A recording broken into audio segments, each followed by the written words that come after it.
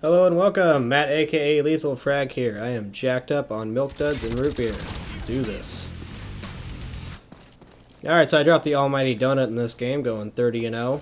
Usually don't try to get donuts, but I'm going for Chop Gunner in this game, and just happened to work out that way. Not going to talk too much about actual game mechanics this game. Just want to talk a little bit about my gaming experience and where I came from and how I got to where I am right now. Got a Nintendo when I was 4 years old and never really looked back from there. I really got into competitive gaming when Xbox Live first came out with the launch of Mech Assault. Really made a name for myself there as Toothless Carney. I game on PlayStation 3 now instead of Xbox, since Xbox 360 just kept breaking on me, but it is what it is. Talk about a few influential gamers in my life. The guy named Stomper I used to play Mech Assault with. He was pretty top-notch. We ran a very good clan over there. And he got me into Call of Duty when Call of Duty 4 came out, and he was pretty killer. I was not so good at Call of Duty 4 when it first came out, but I've always had a very good mind for strategy. Even if I don't get good kill death, I was always really good at coming up with strategies for clans. And that was kind of my MO. I was the lead strategist for several clans. Always doing consults with people. Very well respected for my clan strategies. And I owe that a lot to the people that I've played with and all the good discussion I've had with them over the years. You know, and back then, you know, Twitter wasn't big. There was no huge social media thing. I don't even think MySpace was out then. So there's really no way to do it except for word of mouth. And on a whole, I think elite gamers are pretty secretive, so to be able to get those gems out of them is pretty hard. Not that many people willing to give up the really cool stuff that they learn. They want to keep it to themselves, which I think is kind of sad, because I think better competitiveness, like throughout the gaming community, is a good thing for everybody. I would rather play against competitive people any day and have a one kill death than, you know, stomp on noobs all day. Although, that has its time and place, and it's fun to go play against some pubs and, you know, whoop some people, but where the game is really played against people of your skill level or higher. That's how you get better at the game. You can actually develop really bad habits by playing against noobs all the time. You know, you start thinking these strategies are great, and then you run up against a clan, and you get stomped. It's been the downfall of many great clans that I've seen, is they think they're so good because they can go... You know, they like, oh, we went 70-0 in our clan, but, you know, you haven't really been facing that many challenges. You gotta lose to get better, and that really goes for just about anything in life. So I used to play a guy named Darkspawn, and then he got me onto the trick frags. Play with him in Call of Duty 4, and you get like a double or a triple starting frag every single game.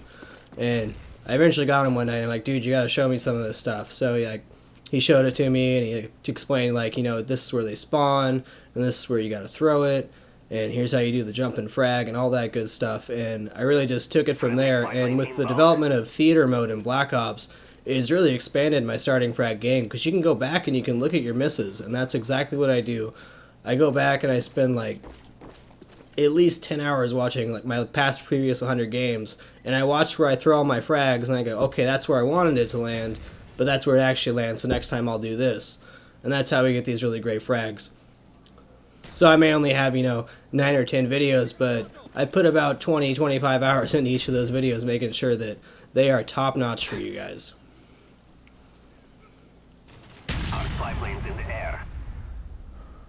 Mentioned this guy in a previous commentary, this guy named Riznappled.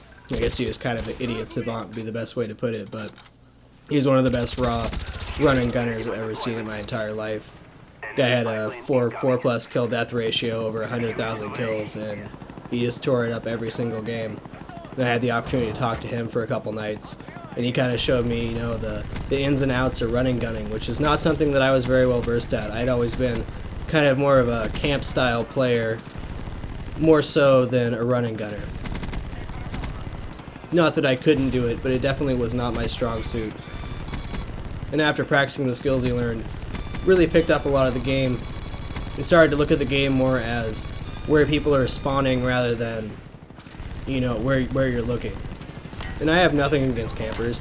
I think it's a perfectly suitable way to play. I just think it's kind of boring, to be honest. I did it for a really long time, and I'm really glad I did. I think there's 3 categories of gamers. It's people that camp all the time. As I said, I don't have anything against that, but I'm going to come kill you if you're camping, because I know where you're at, because I've done it before. And there's the run and gunners, and there's the patrollers.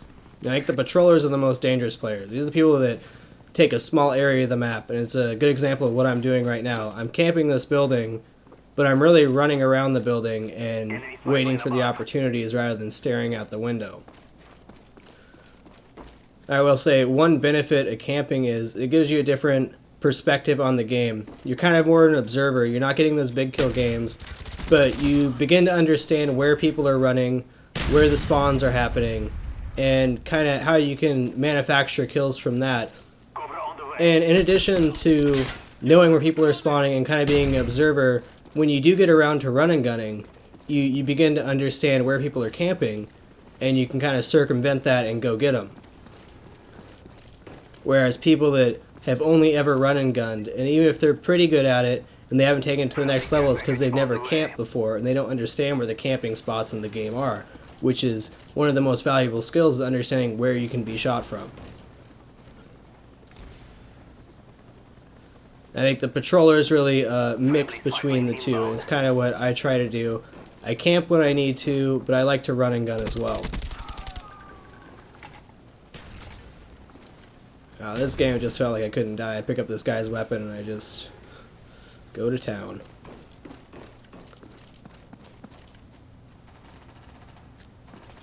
So I guess the point I'm trying to make is if you want to be a well-rounded player, you're going to have to play in ways that are uncomfortable for you. If you always run and gun, you should try camping for like a week. And you're not going to get those big score games. You're probably not going to have that much fun, but you'll come out of it with a better understanding of the game, which makes you a complete player.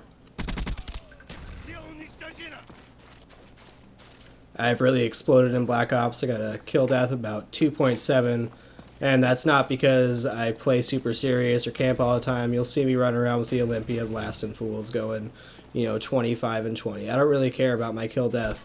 It just happens to work out that way. And I always try to play in ways that I haven't played before. I'll try sniping. I use shotguns pretty hard for the first time in this Call of Duty, and it's greatly benefited my game. Every different which way of playing, every different weapon, each has a different skill set to it. So the more variety you use, the better off you'll be in the end. You don't become a great player overnight. You have to learn all the skills and piece them together to become a great player.